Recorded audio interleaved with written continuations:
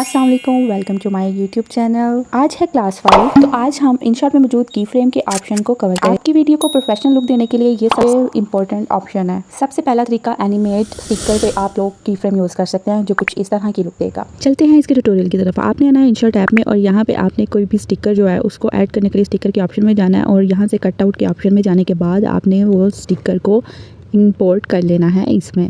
और उसके बाद आपने लगाना है इस पर की फ्रेम। एक आपने लगाना है इस क्लिप के स्टार्ट में, दूसरा की फ्रेम आपने एंड पे लगाना है और इसको थोड़ा सा ड्रैग करते हुए ऊपर की तरफ ले जाना है। की फ्रेम लगाने के बाद आपने देखना है कि इसकी किस तरह की लुक आएगी। तो इस तरह हमारा एनिमेट स्टिकर जो है ना वो बन के रेडी हो जाएगा और इसकी लुक बहुत अच्छी आएगी। इस प्रोफेशनल तरीके से आप अपने किसी भी स्टिकर को इस तरह मूवमेंट करवा सकते हैं। ठीक है, अब हम चलते हैं अपने दूसरे तरीके की तरफ और वो है कि आप अपने वाटर मार्क को किस तरह मूव कर सकते हैं लाइक दिस। ये तरीका भी बहुत आसान है। चलते हैं इसके ट्यूटोरियल की तरफ। InShot ऐप में आने के बाद आपने कोई भी बैकग्राउंड सेलेक्ट कर लेना है। उसके बाद आपने आना है टेक्स्ट के ऑप्शन में और कोई भी आप टेक्स्ट लिख सकते हैं। जैसे मैंने अपना वाटरमार्क लिखा है बुखारी फैमिली 3। इसको आप अच्छी तरह सेट करें इसके टेक्स्ट को, ताकि उसकी लुक जो है ना अच्छी आए। ठीक है, उसका कलर वगैरह चेंज करें, फॉन्ट वगैरह ऐसा हो कि आपका वो वाटरमार्क है वो इन्हेंस हो। ठीक है, लोगों को समझ आए कि लिखा हुआ क्या है। अब हमने करना है इसको सेट पूरी स्क्रीन पे। मैं बड़ा कर रही हूँ ताकि आप लोग को अच्छी तरह दिख सके।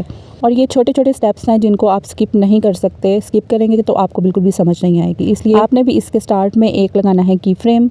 ठीक है, और मैं इसको थोड़ा सा ड्रैग करके कॉर्नर की तरफ लेके जा रही हूँ और लगा दिया है मैंने की फ्रेम।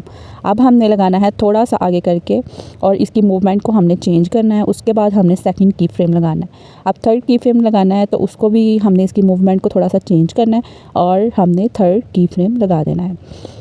थर्ड के बाद फोर्थ, अब जितने मर्ज़ी की फ्रेम लगा सकते हैं अपने क्लिप के मुताबिक। तो इस तरह से इसकी लुक आ जाएगी। अब थर्ड मेथड है की फ्रेम लगाने का कि आप किस तरह इसे यूज़ कर सकते हैं। आप इसे जूम इन जूम आउट के लिए यूज़ कर सकते हैं। किसी भी वीडियो को प्रोफेशनल तरीके से जूम इन और जूम आउट कर सकते हैं। ठीक है, इसके फाइनल रिजल्ट कुछ इस तरह के हैं। अब हम चलते हैं InShot में और कोई भी वीडियो को हम सेलेक्ट कर लेंगे और यहाँ पे हमने स्टार्ट में लगाना है की फ्रेम। इसको जूम करके की फ्रेम फर्स्ट में लगेगा।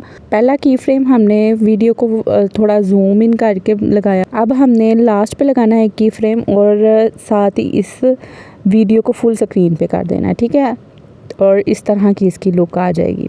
अब हम चलते हैं फोर्थ मेथड की तरफ और वो है कि चेंज मास्क एरिया। जिस तरह आपको इस वीडियो में एक इफेक्ट सा शो हुआ है ना कि हार्ट वाला, इसी तरह आप इस पर मास्किंग कर सकते हैं। आपने कोई भी वीडियो सेलेक्ट करनी है, उसके स्टार्ट में आपने एक की फ्रेम लगा लेना है।